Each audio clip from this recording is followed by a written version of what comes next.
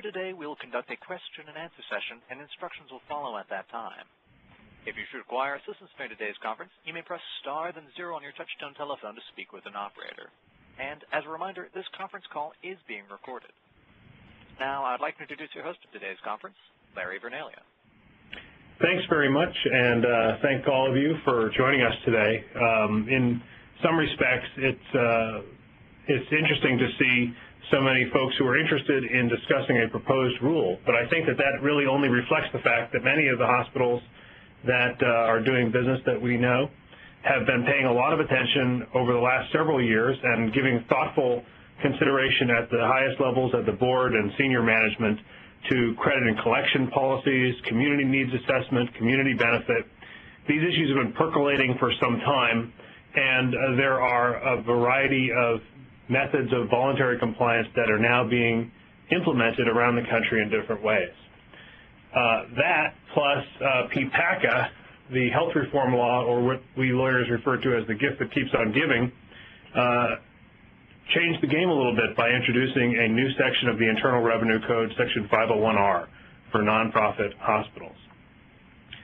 And on June 22nd this year, the IRS published a proposed rule that has a comment period that will close in mid-September, September 24th. And so that's what we're going to be discussing today, me, Ken, and Mike. At the end of the conversation, we hope that you will be able to understand what the service is proposing in response to Section 501R, and also be thinking about what public comments you and your organization may like to make as the weeks dwindle down. And there are definitely some areas in here where the hospital associations and individual hospital organizations are going to want to contribute. So let me start by introducing Mike and Ken, and then give a little orientation to what we're going to cover, and then we'll just jump into it because we only have an hour together today. Mike Bailey is one of our partners in the tax practice. He's been here with Foley since 1998. He represents many hospital organizations around the country in connection with tax and finance issues. He recently served as chair of the Internal Revenue Service Advisory Committee on Tax-Exempt and Government Entities, and he authored a significant ACT report on IRS administration in the exempt sector. He, prior to joining us, served as managing attorney with the IRS Office of Chief Counsel from 90 to 98, and was the principal author of a number of tax regulations, particularly regulations dealing with tax-exempt bonds. And he worked very closely with the exempt organizations function at the service. We're lucky to have Mike join us and hear his perspectives on the proposed rule and where the service will go. Also joining me and our next speaker is Ken Appleby. Ken is in our Boston office, a tax and transactional attorney nationally known with 25 years of experience, and he regularly works with our exempt and non-exempt hospitals in New England and nationally on a variety of tax matters. In addition to being an attorney, and we won't hold this against him, Ken is also an accountant. So thank you both gentlemen for joining us today. 501R is the piece of the code that PPACA introduced to try to address really 4 key concepts: community health needs assessments, financial assistance policies, requirements relating to charges, and billing and collection requirements. We're only going to cover today what's in the proposed rules, and they don't cover all parts of the statute, right? They focus on most of the elements other than the community health needs assessment requirements. It's also important to note that even though the regs are only proposed, many elements of 501R are effective today and for tax years after March 23rd, 2010. So that's important to keep in mind, that even though we have proposed rules, we have the service's at least initial interpretation of that, and I'm very interested in hearing, Ken and Mike, your thoughts on what that means for organizations that are attempting to comply now. So let's get started. And Ken, why don't you give us some background on this as well as the scope of what the proposed rules will do? Sure. Thanks, Larry, and good afternoon, everybody. This is Ken Appleby, and it's a pleasure to be with you this afternoon. Yeah, to sort of set the stage, and I think Larry did a good job of it, 501R is really a codification, if you will, of the community benefit doctrine, which the IRS has always sort of, don't say informally because it's been supported by some case law and rulings, but has in sort of a common law fashion, if you will, applied as a requirement to obtaining and maintaining tax-exempt status under Section 501c3 for, we'll call it for hospital organizations broadly defined. It has never been a part of the code. It's really been a sort of outside of the code. PPACA has actually made it part of the code, and that's important because it's setting forth a new set of requirements that are required, again, not only for organizations, but also for maintenance of C3 status by hospital organizations, which means the stakes are high. On one hand, we're getting some rules that may be more clear than the more amorphous doctrines that have existed in the past. That's a good thing. The bad thing, of course, on the flip side of that, is that you have all sorts of ways of having foot faults and noncompliance. And the question will come up, well, what happens if there's noncompliance? You know, how draconian are these rules? Does this mean that one could lose one's tax-exempt status over what might seem to be relatively minor and unintentional noncompliance with strict rules? And we'll talk about that in a second, but that is the general gist of where this all sits. So given the fact that now the stakes are higher, you know, there's a need for some real guidance, and, you know, the IRS, of course, is always, you know, the Congress is happy to throw a sort of poorly worded statute out there and leaves it for Treasury to go ahead and define what they really mean. And, you know, the process, and Mike will get into some details, having been with the service. He'll have some insider views for us shortly. But, you know, process is usually pretty slow in this, and the rules come out piecemeal. And the question is, well, if this statute is effective and outside of the CHNA requirements, the statute is live. Currently, these requirements are the law. How do you comply with them? And, you know, in the absence of clear guidance. And so they've now issued some proposed regulations back at the end of June. That's what we're going to talk about for the remainder of the program today, that addresses some but not all of these requirements and still leaves open a fair bit of issues. Let's talk a little bit about what's covered in these proposed regulations and what's not.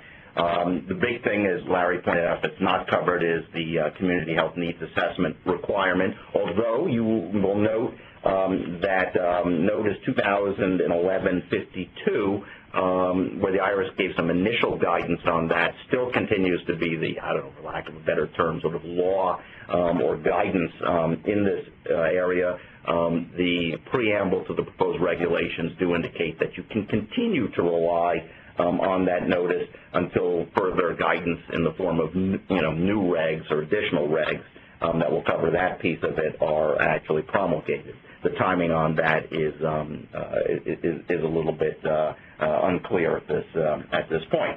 So what we're going to cover today are financial assistance policies and emergency medical care policies, limitations on charges, and billings and collections rules that are contained both in the statute and are going to be elaborated by these regulations.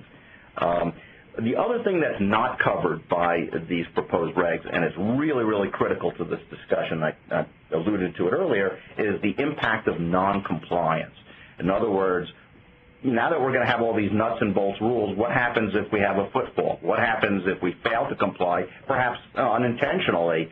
Does this mean that if you read the statute, it seems to apply it's all or nothing. Either you comply with these rules or your exempt status is very much, immediately at risk.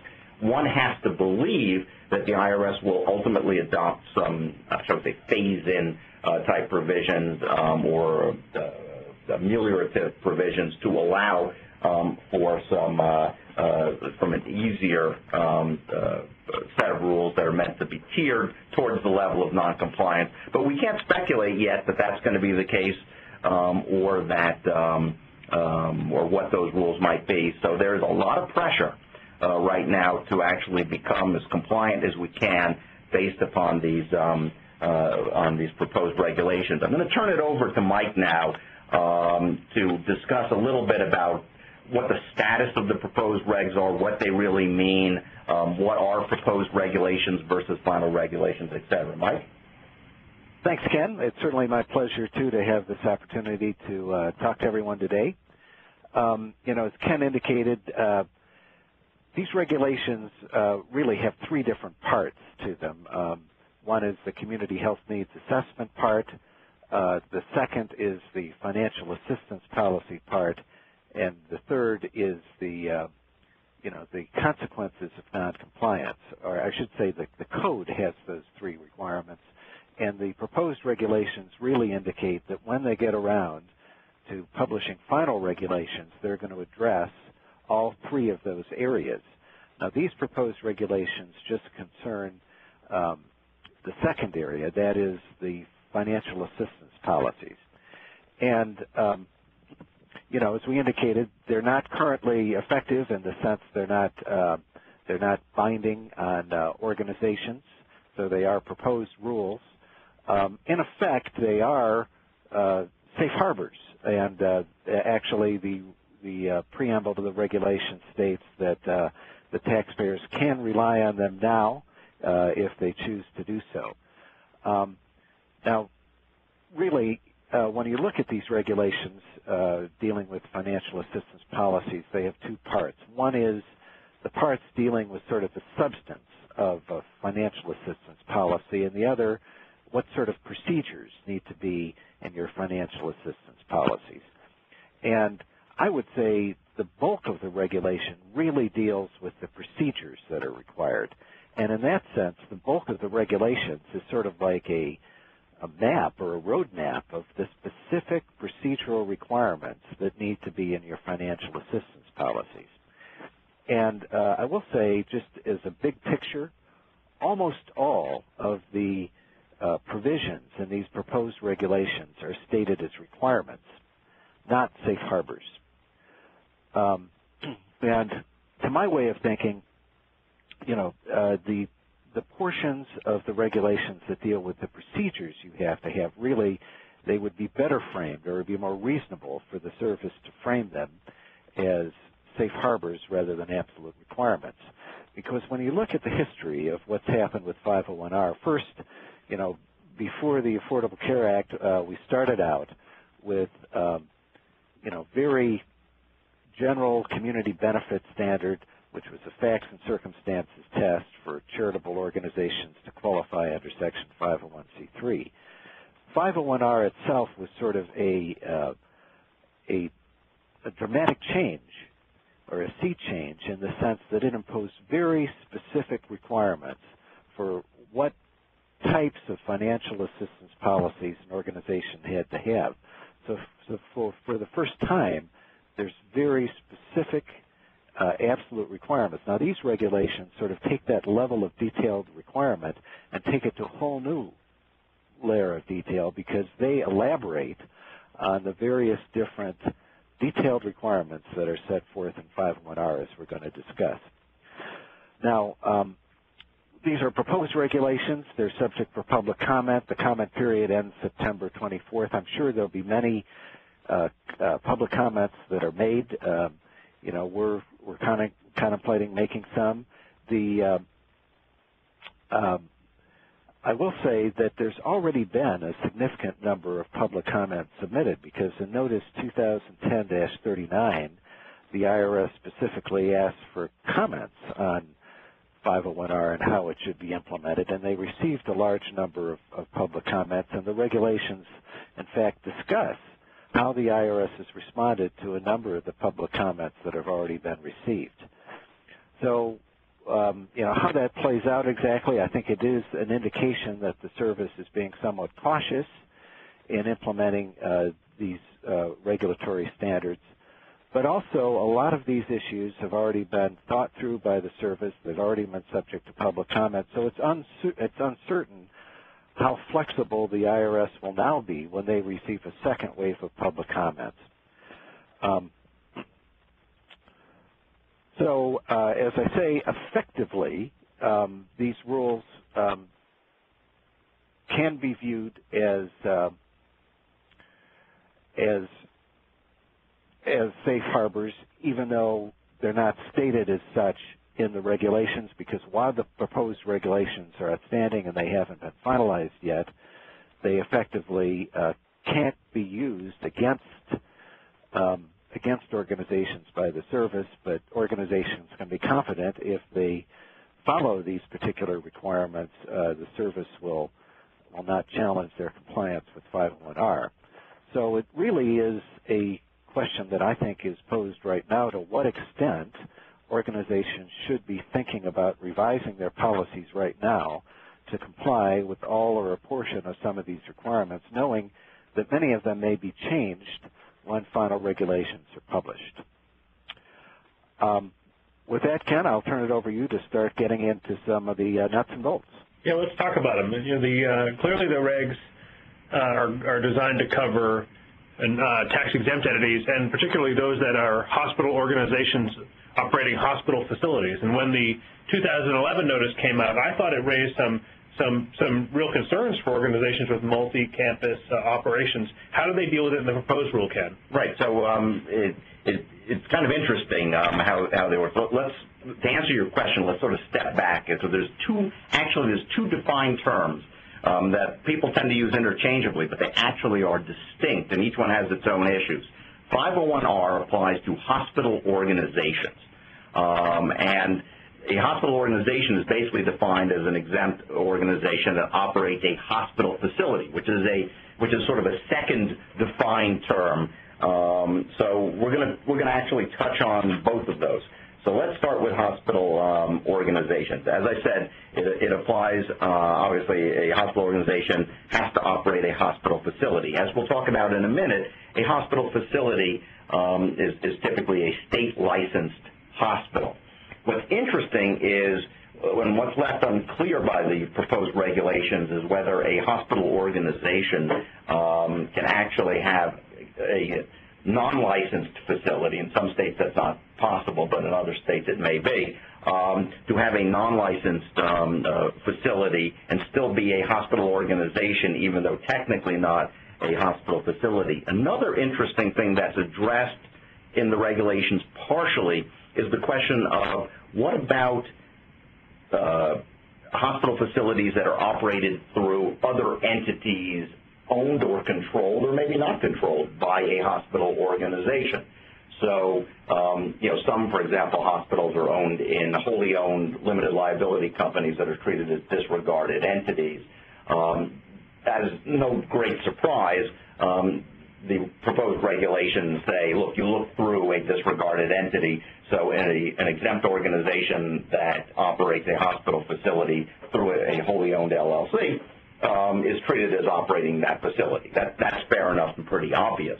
The part that they kind of punt on and don't really address as well as we kind of thought they would in the proposed regs is, what about hospital joint ventures? Do you look through? And if so, do you look through to each of the hospital organizations, the controlling hospital organization? What about if an exempt organization only owns a small interest, a small non-controlling interest in a hospital joint venture that may hold a hospital facility, a licensed facility? The IRS has reserved in the proposed regulations, say we're not going to address that. Although in the blue book that came out with the legislation, it basically applied a pure look-through even in those particular circumstances.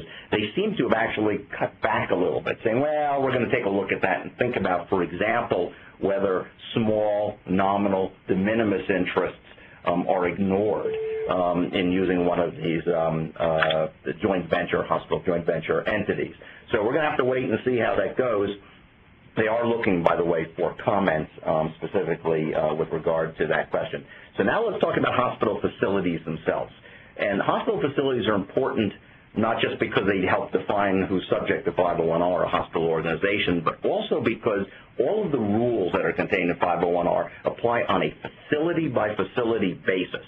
So what that means is that if you have multiple facilities, and perhaps, to answer your question, Larry, all in one building, for example, you have multiple licensed facilities operated out of a single physical location, technically, according to these rules, you have to apply these rules separately for each quote, facility, i.e. each licensed component, as opposed to the campus, the building, et cetera, even if commonly controlled. Now, again, that's an area that's caused a little bit of consternation. You might have two facilities within a particular building commonly controlled. It'd be administratively a lot easier, obviously, if you just complied for the campus, the building, the larger hospital setting. But right now, until the IRS sort of changes its proposal, and again, there should be some comments on this point, right now you do have to comply on a facility, i.e. licensed basis. But I think a lot of organizations are going to take some comfort in the fact that the service applied a more logical definition of hospital by triggering it off the hospital license, rather than the potential reading under the statute that the facility might be a physical place or a building, because then a multi-campus hospital under a single license and a single provider agreement absolutely might need to comply separately for each location. It appears that the service got that and isn't going that way. That is correct. That is correct. So, right, in the classic circumstance, that is an easier one. It's in the perhaps less classic situation that you get into some gray areas. They, for example, have left open the idea that you could even have non-licensed facilities. They're still debating about whether certain non-licensed facilities, again, in some states, obviously, that's not going to be possible, but in others it may be, right, whether they should be, whether they should actually be included or not. So, anyway. And they also agreed, though, that for foreign-owned hospitals of American exempt entities, they're not going to have to comply in that foreign jurisdiction. That is correct. That's a good point. Thank you for raising that. These rules apply only to, we'll call it domestic hospital facilities, right, if you will, for lack of a better term. So now it's probably time to sort of dive into, if you will, some of the meatier nuts and bolts aspects of the rules, some of the things that each hospital facility has to comply with. And the first up in our discussion will be the requirement that each facility, each hospital facility, has to develop, maintain, and publish, if you will, with quotes around it, a financial assistance policy. And Mike, if you could help get us started on that. Absolutely, Ken. And just to elaborate a little bit on this hospital facility by facility requirement, these regulations do contemplate that for systems, you can have one sort of system-wide standards for a financial assistance policy, but that some of the content may need to be different on a hospital facility by facility basis. For example, the specifics about when information needs to be available in a language other than English, some of the specific percentages, the so-called AGB percentages that we're talking about. So there can be one standard for an overall system, but there may need to be sort of, to a certain extent, tailored policies for individual facilities. Now, the code itself is actually pretty detailed. 501R4 says a financial assistance policy has to have eligibility criteria for financial assistance and whether such assistance includes free or discounted care, the basis for calculating amounts charged to patients, the methods for applying for financial assistance. In the case of a separate hospital facility that does not have a separate collections policy, the actions that may be taken in the event of non-payment, and measures to widely publicize the financial assistance policy. That already is pretty detailed. These regulations layer on top of it a whole new layer of detail in terms of exactly what needs to be in these policies. And I think in many respects, I'm just going to say that almost all of the rules that we're going to go through within this hour need to be stated in a financial assistance policy.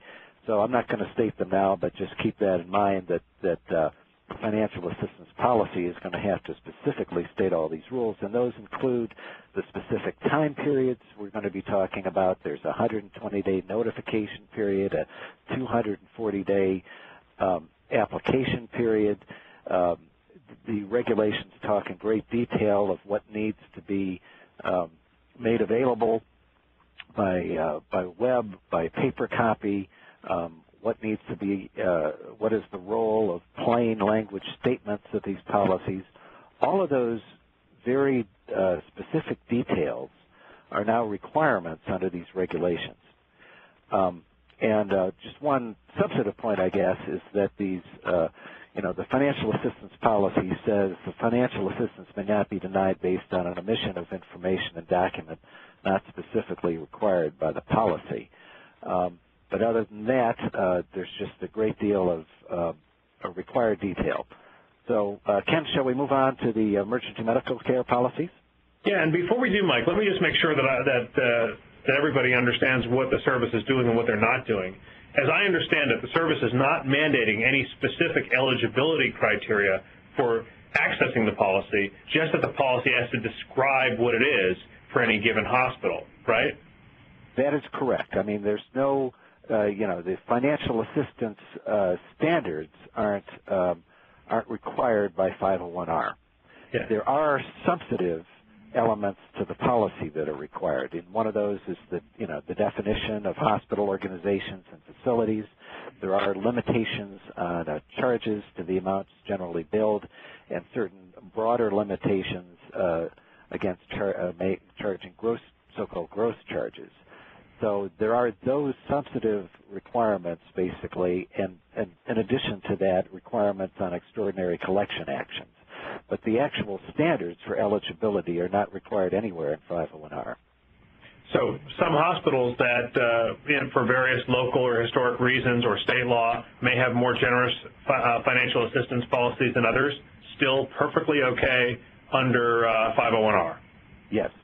Another thing that's sort of useful to think about from the healthcare operations perspective is how the financial assistance policy will integrate with other aspects of hospital financial operations. And I'm thinking, for example, of Medicare bad debt reimbursement. One of the pieces I understand about the role of the financial assistance policy is whatever your policy says you're going to gather in terms of documentation or evidence from the patient or beneficiary is what you're stuck with. And so if your policy is a bit dusty or hasn't been updated and your patient and financial services folks are used to asking for more stuff in order to get Medicare bad debt or Medicaid, access to special Medicaid funds, you may have to go in and revise that policy now because once it's in, you're in with it. Is that about right? Yes. I mean, I do think there's a potential for some of the detailed procedures to interfere with the billing procedures that many hospitals have, and there's some acknowledgement of that in the preamble. But I think it hasn't been fully fleshed out how much of a problem that might be. Great. So, all right, Ken. Great. So anyway, so let's move to one of the, actually it's like sort of a subset, if you will, although it is distinct from the financial assistance policy, and that is a requirement that there be in place an emergency medical care policy as well. Also required to be in writing, and it is sort of tied to the financial assistance policy, but it is much broader because it applies regardless of whether an individual qualifies or is eligible for financial assistance. In a sense, I suspect, and I don't know this for a fact, but I suspect that its appearance, if you will, in this whole process is, again, as we talk about the community benefit standard, one of the historic sort of norms has been the provision of emergency room services, and that's always been a debate because obviously there are certain facilities where emergency services are not either not necessary or not appropriate, and the question of is that one of these preconditions or potential preconditions to exempt status. And I think this emergency medical care policy is sort of a backdoor way or indirect way of finally addressing that issue. And it basically says, the rule says that every hospital facility has to have a written policy that requires that facility to provide care for emergency medical conditions, regardless of whether you have financial assistance eligibility. And they basically define the emergency care by reference to the Emergency Medical Treatment Labor, EMTALA, rules.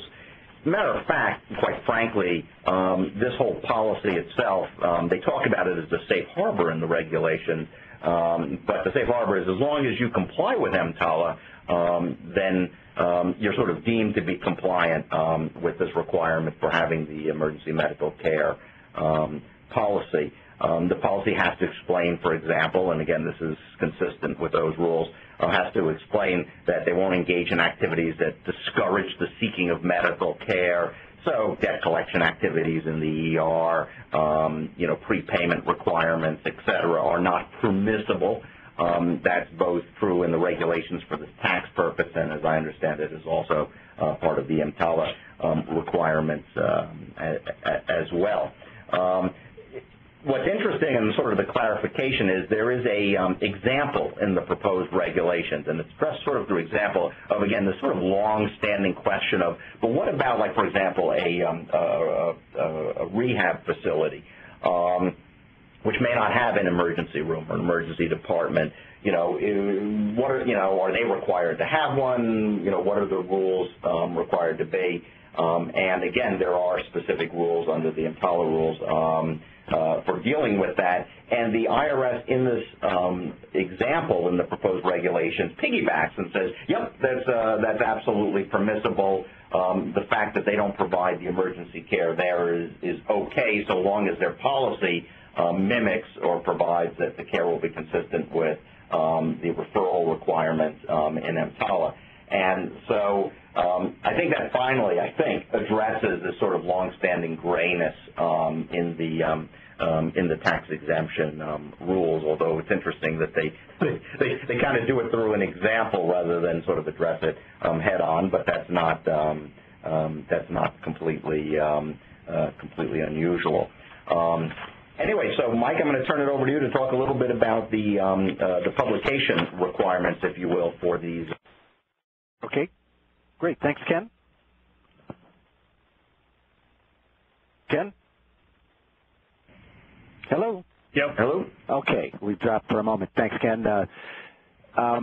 The requirement for widely publicized policies is contained in Section 501R, and this is an example of sort of the procedural level of detail in these regulations, because many of the regulations said, well, if you publish, on the website and do some postings in the facility itself, that should be sufficient to publicize within the community.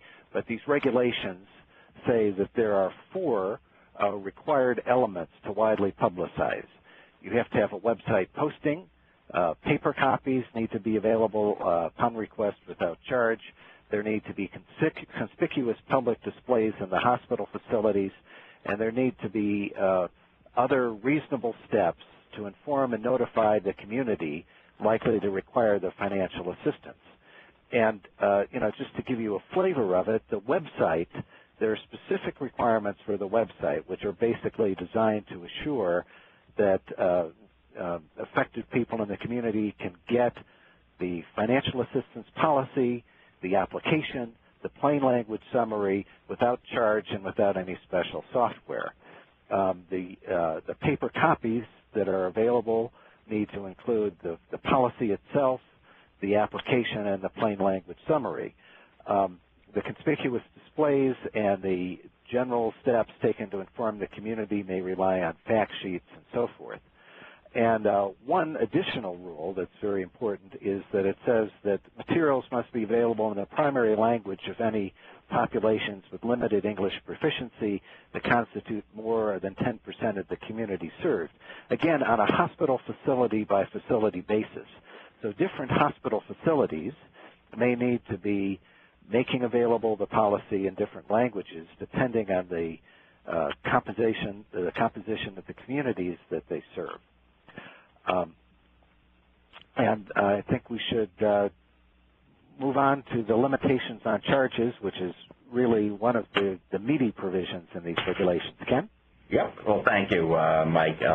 So moving down the list of sort of requirements of 501R that are addressed in the proposed regulations, the next one is the requirement that charges for emergency or other medically necessary care, we'll come back to that in a second, for patients entitled to financial aid under the financial aid policy have to be limited to, quote, amounts generally billed, close quote, to insured patients. And you use the term charges intentionally because that's the term they use, isn't it? That is correct. That is the term that they use. And that gives me a little agita of being a hospital attorney because we see some real differences between the amount charged, the contractual allowable, the amount that you're willing to receive after a discount. The statute didn't address any of these niceties, but it appears that the service got that one too, and is at least attempting to address it, right?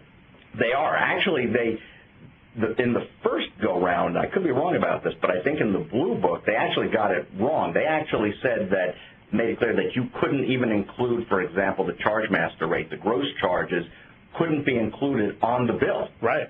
So I actually think they actually stated the converse of what you're saying now. They've backed off, and one of the changes in the proposed regulations is no. You can show, in terms of what's charged, you can actually show the gross charges on the bill, but you're going to have to show the discounts, which we'll talk about in a second, because that's the sort of the meat of this. But you can start with the showing the rate. But everyone was in a tizzy because I think they had stated the converse prior. So they're still using the term charges, but they really mean amount that you'd be willing to receive after discount. That is correct. Absolutely, that is correct. And that's the terminology. So let's talk about the terminology here for a split second, because we've got a couple terms here, some of which are defined and some of which are not. Up to this point, we've been talking about, for example, emergency care. And the issue with emergency care is that's a defined term, and they rely on the EMTALA definition and the Medicare definition of emergency care. But in the limitation on charge provision, they use an undefined term. They talk about charges for emergency or other medically necessary care. And we don't know what other medically necessary care. The extensive definitions in the proposed regulations, interestingly, don't define that. So one open question is, does this mean that is this just like loose language that somebody drafting this dropped in there when they really meant emergency care, or did they really mean something broader, potentially, than emergency care, emergency plus something else? That's currently an open question. The service just dragged over the language from the statute. Yeah, they dragged over the line from the statute, yet they went to all the trouble in the regulations of using a defined term, a different one, emergency care, and then in this one area, they dragged over that language. I got to believe that it's probably a hiccup, but I could be completely wrong about that. And the reason this matters, right, Ken, is because there's a difference in the amount you can be expecting to receive from a FAP-eligible patient for those services versus all other medical care. That is correct. So let's launch off that and talk about those two buckets, because the rules actually apply to both buckets. So for an FAP qualified patient, you've got a certain limitation on what you can charge for emergency care, and I'll talk about that in a second.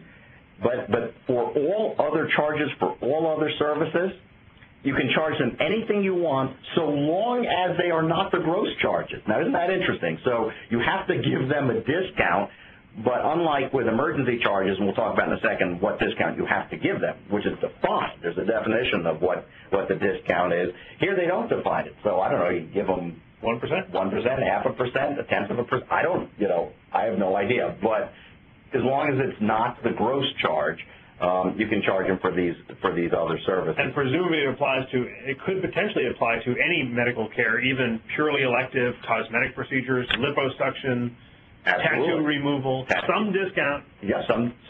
Yeah, if you're right.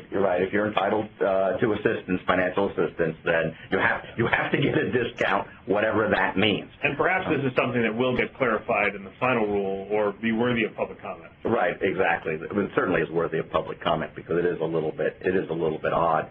But now back to the sort of the other point, because this is where we do have some very specific rules. With respect to the emergency care, you're actually entitled to use one of two methods. And comment number one is once you pick a method, you are required to continue to use the method. Now, while there are perhaps some arguments why this is appropriate or might be appropriate, at least in the case of existing patients, the truth is it's a little hard for me, certainly as a tax person in this context, to really understand why you can't give flexibility to move between these two methods. But and that's another area sort of open and ripe for comment. But right now, at least technically, you can choose one of two methods, and then you live with that method, period, end of sentence, for, in theory, all of perpetuity going forward. In hospital accounting, particularly cost accounting, it's traditional that you pick a method, you stick with it for a while until you formally change it in a going forward basis. Yes. The only reasonable public policy justification I can see for having some longer term sticking with this method is for the patient, a given patient who's in a course of care, not having their discount, if you will, disrupted in the midst of treatment. Right. And and I'll wear my heart on my sleeve a little bit and say that I get that. But it shouldn't be pick one plan and live with it for the rest of the right. No, I think ultimately it doesn't. Right. In this context, it doesn't make sense.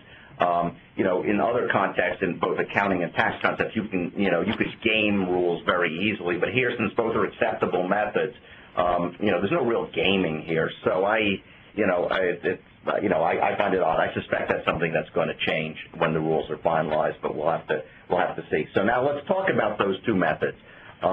Now, the first thing I want to point out is, for those of you that are familiar with the Blue Book standard that has been the guidance that we've had to date, the method, you've had a couple methods that you've been permitted to do, and, one was obviously the average of the three best negotiated commercial rates, or the Medicare rate.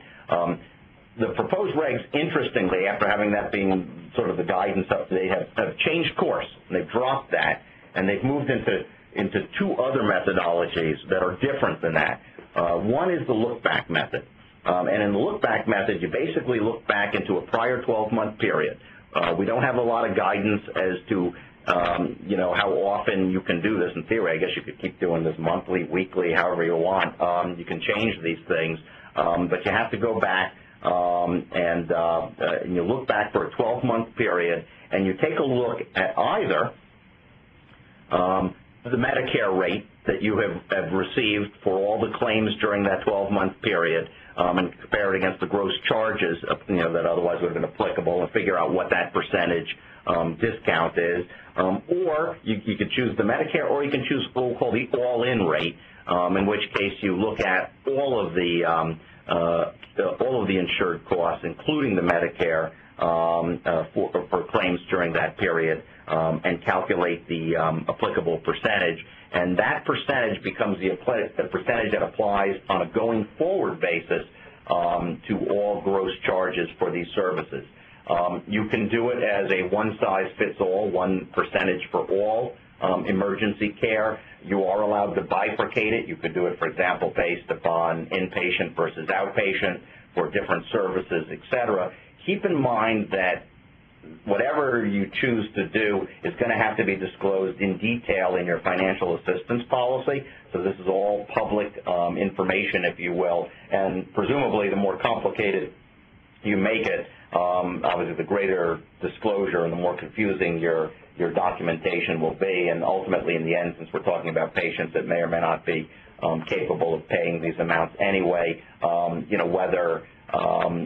whether it's really that essential to really get that granular in terms of breaking this down, that's, I can't answer that question. But it seems like there probably will be fairly limited tiers of percentages. But the IRS does allow you to do those tiers. And one thing I think that is permissible under the rules, though it's a little unclear, while you can't change your methodology, you can change, I suspect, your different tiers. So one year you might go with a one-size-fits-all discount. The following year you might break it up into 5 classes, and then maybe the third year go back to one-size-fits-all. I don't see anything in the proposed rate that says within that method you can't change it on a going forward basis. So that's the look-back method.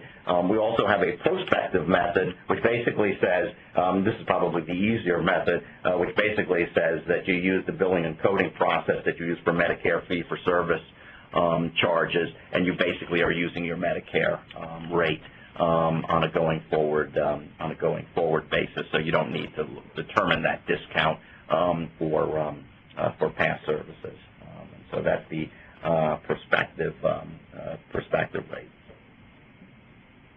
Now, one other point that I think is worth noting in terms of these rules, while we mentioned before that you can't use gross charges, you can show gross charges on the bill so long as the discounts are shown. And the other question that comes up is, what happens if you have a patient where you haven't yet determined whether they're eligible, they come in for emergency care, but you haven't determined yet whether they're eligible for financial assistance under the financial assistance policy.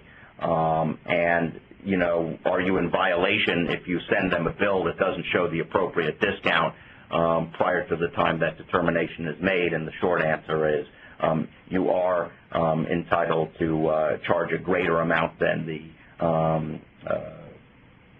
permissible rate to a financial assistance person, so long as they've not yet submitted the application and the hospital is taking reasonable steps to determine eligibility.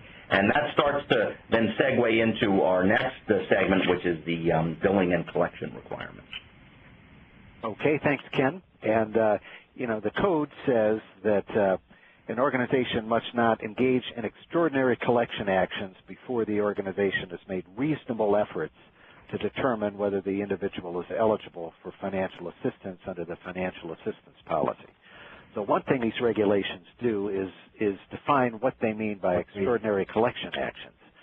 And basically the regulations say anything that requires legal or judicial process is an extraordinary collection action, and that would include such things as foreclosing on property or commencing a civil action, garnish wages, and so forth. But then they go on to say it's not just limited to legal or judicial process, and it can also include, and in fact it expressly states that it includes selling debt or reporting to credit agencies. And those two things which do not require legal or judicial process are specifically identified as some of the prohibited so-called ECAs, or extraordinary collection actions. And then the bulk of this part of the regulations really describes what reasonable efforts are that need to be taken before any of these extraordinary collection actions can be taken. And this part of the regulation, I think, contains more procedural detail in terms of particular rules than any other part of the regulations. And they have, among other things, specific time periods, a time period that's based on 120 days for notifying patients of the financial assistance policy and what it provides for, and another period based on 240 days that's a so-called application period during which a patient can apply under the financial assistance policy. And actually, when you look at the regulations carefully, the actual terms of these different periods can be somewhat greater than 120 days or 240 days because they start when the care is provided, but the 120-day period and 240-day periods start only with the first billing. And then in addition to that, if the hospital takes an action right at the end of the 120-day or 240-day period, the patient always has 30 days to respond. So actually the periods are based on these 120 days and 240 days, but they may be somewhat longer. Notwithstanding that, these periods appear to be required, and within those periods there are very specific procedural requirements. One is that during the notification period there has to be a plain language description of the financial assistance policy that basically accompanies at least 3 billing statements, and also a statement made about the consequences of the possible extraordinary collection actions that can be taken if an application isn't made. And then on top of that, there are elaborate procedures for what happens, for example, if there's an incomplete application that's submitted, or if after the initial notification period, the 120 days, there's a late application or an application that's made after the notification period, in that event, if the hospital organization has begun taking any extraordinary collection actions, basically it has to suspend them and take actions to reverse any actions that may have taken. So we've tried to actually, in the alert that we prepared, we tried to set forth these various requirements as well as we could in tabular form to sort of keep track of them. But I will say that they're quite detailed. This requirement of at least three notifications during this billing period, I think, is just very highly specific, and probably the IRS getting carried away with itself, but that's what the regulations say. So, it may be that there will be some, relief provided when regulations are made final, but as it stands now, we have these very specific periods and very specific requirements for what constitutes reasonable efforts set forth in these regulations. And just to be clear, Mike, the rule doesn't prohibit extraordinary collection actions, even for FAP-eligible patients. It just says you can't do it prior to determining whether that patient's eligible and presumably applying the policy, right? Right. It says you can't do it until you've made reasonable efforts to determine whether they're eligible. And that's part of what the 120 and 240-day periods are. What reasonable efforts are, what notifications you have to provide to patients that the policy exists,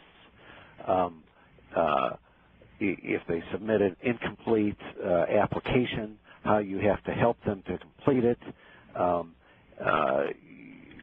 Once they submit a complete application, during this application period, if you started these collection actions, a hospital may have to basically suspend them and undo them and so forth.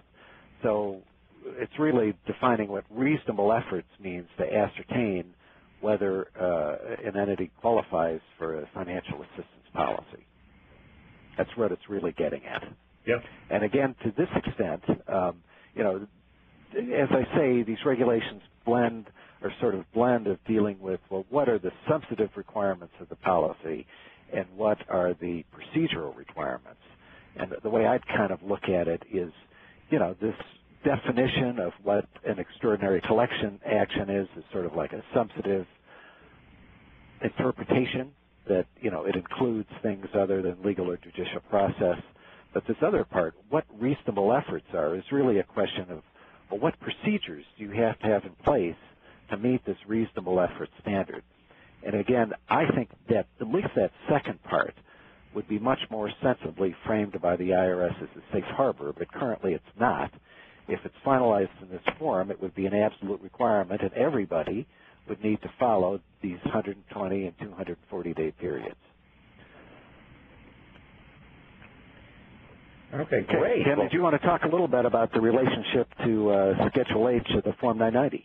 Oh, sure. Schedule H, Form 990. That's all good fun. So, okay, sure. We'll take a few minutes to talk about our new arch nemesis, the revised Form 990. So, obviously, I think as everyone would anticipate, because these regulations have come out, and I suspect that while not effective, people are going to start complying with them. The current Form 990, the 2011 revision, if you will, obviously predated these rules. So you're going to find, of course, a little bit of a square peg in a round hole situation, because the questions that are asked currently on the current Schedule H don't necessarily jive with the very specific requirements here. I mean, there have been some changes and modifications in 2011, as I suspect many of you are familiar with. References to charity care policies now refer to financial assistance policies. So there's been some things that are, shall we say, starting to line up, if you will, with the terminology and the concepts that are beginning to sort of appear in these regulations. As we said earlier, the community health and needs assessment rules they're actually just becoming effective, but they have not been effective They still show up in Schedule H, where the first 7 lines still address those particular requirements. With respect to what we've been talking about today, I think the biggest variance you will find is the part where I was discussing the limitation on charges piece of this.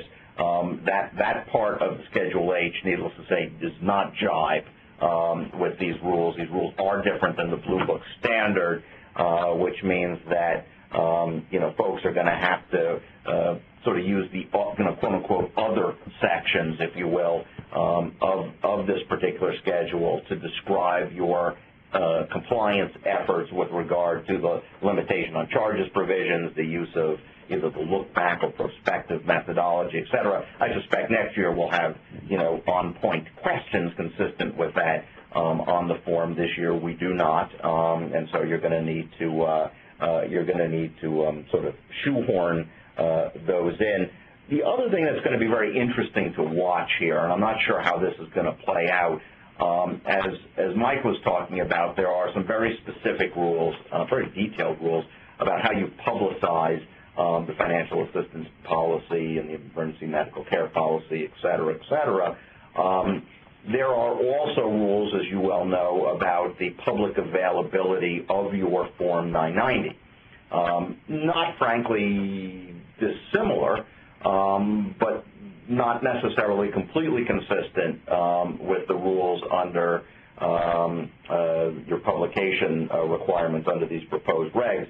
I got a feeling we're going to see some conformity between those two, but that's an open question as to whether some of these requirements for dissemination, some of which are going to go a little broader than what's required in the Form 990 rules, will be adopted or not. I could be completely wrong about that, but I have a feeling we're going to see some convergence, if you will, of those particular rules. Anyway, those are, as we run up...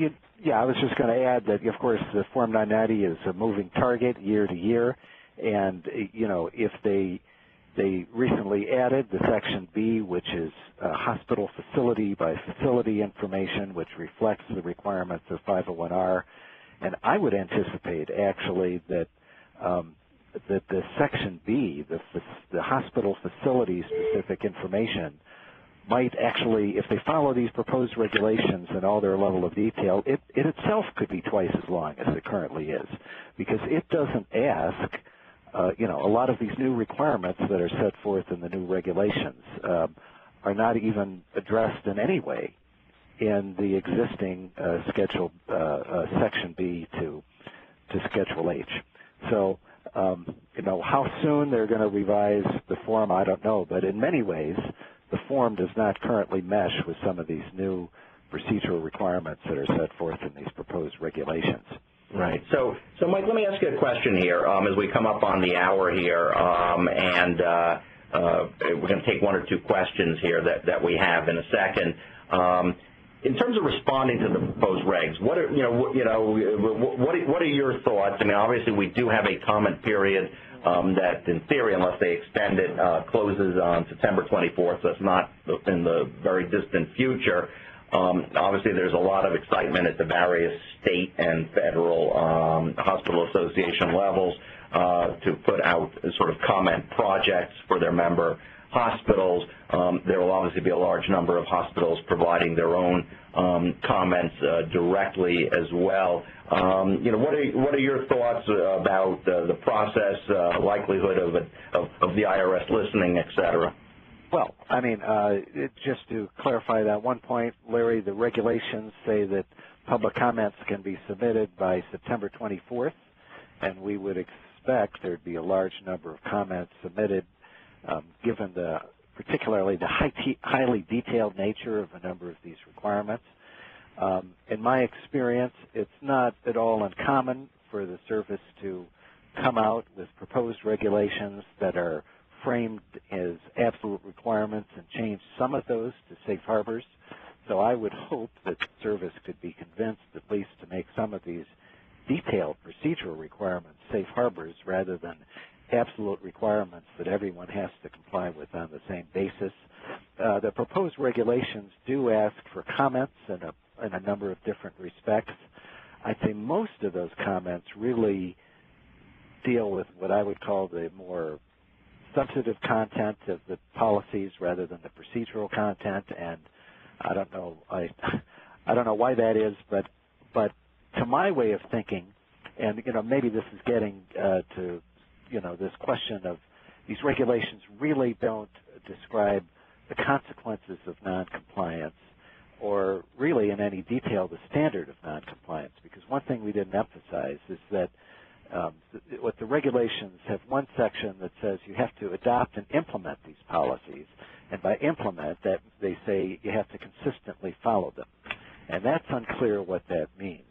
And so what does it mean if an organization has a foot fault, which is going to be inevitable with these highly detailed requirements?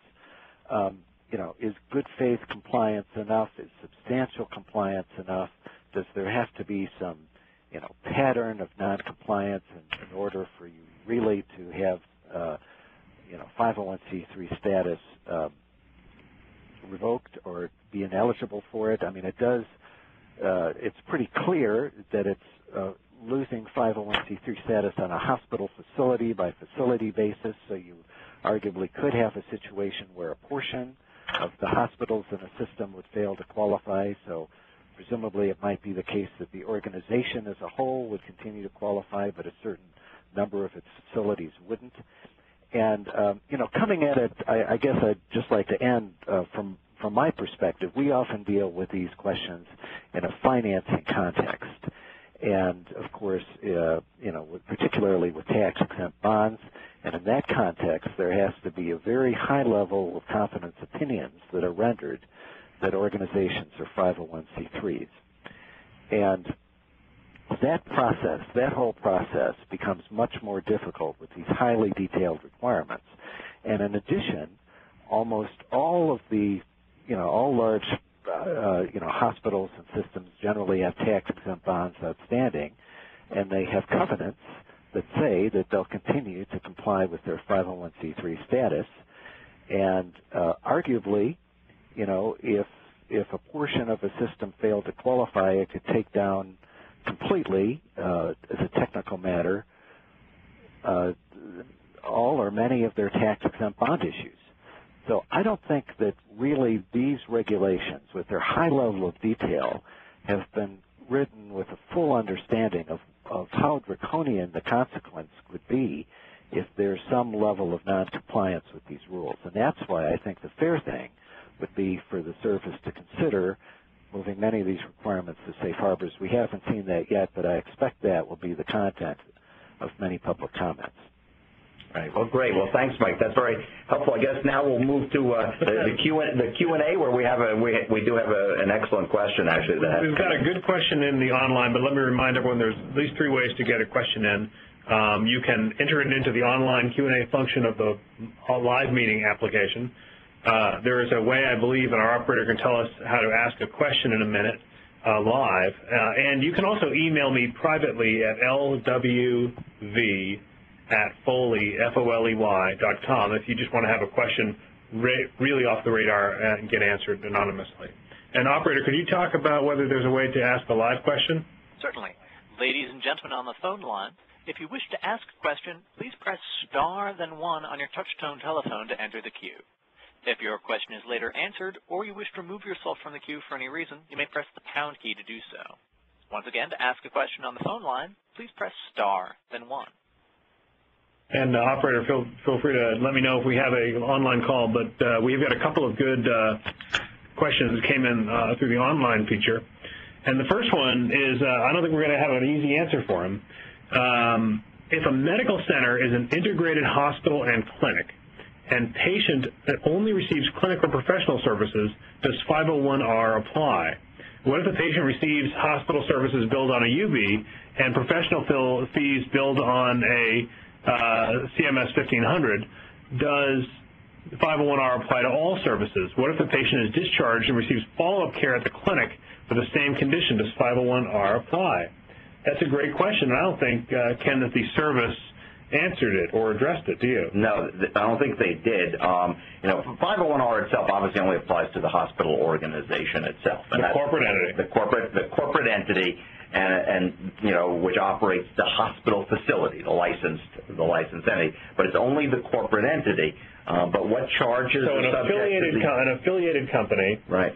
Maybe an entity owned by the same parent, which provides physician services, a separate corporation or hospital, should not be applicable. It's not part of the hospital. It's not part of the hospital facility. But having said that, one could see why one might argue in an affiliated situation that it should be or could be, or a situation where the physician is employed directly by the hospital, and that's different, and right? The claims go into the hospital's account. Right. I think that is a clear. I mean, if although not addressed, because you don't need a hospital license to have a physician. That is correct, but I don't think that these rules apply strictly based on the license. In other words, once you're in, you're in. So I think that for physicians employed by the hospital itself, I suspect that brings them in the rubric, whether that was thought through, intended or unintended. I think the way the rules work. I think if it's unrelated or in a separate entity, it's probably outside of it. And if it's an affiliated entity, a related entity, I think that's an interesting, right? I think it's an interesting, a very interesting question. Not clear. It may tie into. Remember, we were talking earlier about hospital facilities and whether, or hospital organizations and whether they included hospital joint ventures. It'll be interesting to see whether the IRS picks up on this as part of that that elaboration, which they've basically deferred on at this point. Yeah, and I think that it's important to note that the regulation as proposed tracks to the license, doesn't look to provider agreements, doesn't look to Medicare participation, doesn't speak to UBs or CMS 1500s. Right. So, again, service doesn't answer the question. Maybe worthy of a public comment just to clarify it, particularly when dealing with subsidiaries. Absolutely. I think it's a great question. Operator, do we have any live questions? We do indeed. Our first question comes from the line of Pamela Hinthorn from Peace Health. Yes, I was wondering, this is a proposed regulation. When would it be in effect? Mike? It says that it would be effective for the beginning the taxable years of an organization after the publication of final regulations. So, and often, when the services publishes tax regulations in final form, they say they're effective, 30 days or 60 days after publication. And this says, it says they would be effective for the taxable years after publication. So depending on when they're published and when the tax year of your organization starts, there could be varying different amounts of time organizations would have to respond to them.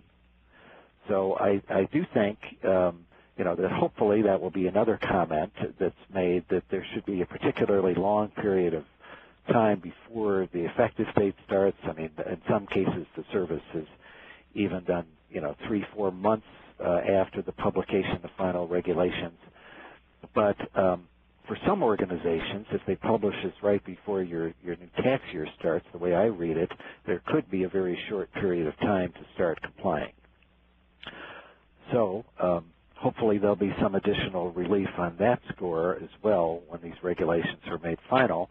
But I do think that also plays into this idea of, how much organizations need to be thinking now of responding to these regulations, particularly because, as a practical matter, they're safe harbors, and there may not be a great deal of time to respond and change policies when they do become final.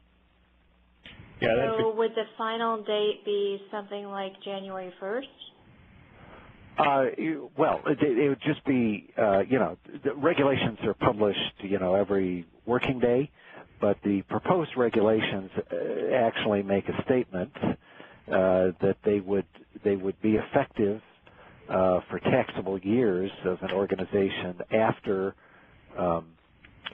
their publication date as final regulations. Right. So it could be January 1, but it depends on how quickly. I suspect, I could be wrong, but I suspect the process here, comments are not due till September 24th. Right. It's probably not likely to occur between now and December 31st. Right, and not only that, I mean, they do indicate, they kind of have a flavor in the preamble to these regulations that they want to finalize the whole package together. That is, these three different pieces, the community health needs assessment piece, this financial assistance policy piece, and then also the third piece on consequences of noncompliance. So if they did it that way, if they have one big package that they finalize at the same time, that would mean that publication of final regulations would be significantly delayed because they'd have to publish that third proposed regulation before they finalize the whole package. Now, whether they'll actually do it, to me, that would be the fair way to do it, because I don't think they should be imposing these specific rules without describing what the consequences are if you fail to comply. So the fair thing to do would be to go through a process of publishing the third part of proposed regulations and then getting comments on that and not finalizing any of it until they've gotten comments on all aspects of 501R. So that would lead me to think that they won't publish final regulations for some time, although, of course, the statutory requirements are currently effective and they do apply. So we have to figure out, how to navigate this interim situation where we have these proposed regulations which are effectively safe harbors but not requirements, and to what extent policies should be changed right now to comply with them. Okay, thank you. Right. Operator, do you have any other live questions for us? At this time, I see no further questions in the queue. Well, and I appreciate everyone sticking with us.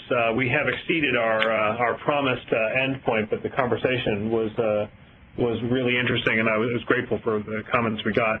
I want to thank you, Ken and Mike, for joining us. The Healthcare Practice Group hospital clients appreciate your expertise, and I, for one, am grateful to have you on my side, both of you.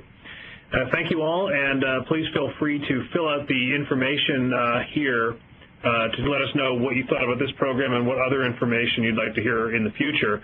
There is continuing legal education available for this program. If you are a New York attorney, you have to enter code, I think it is V901R.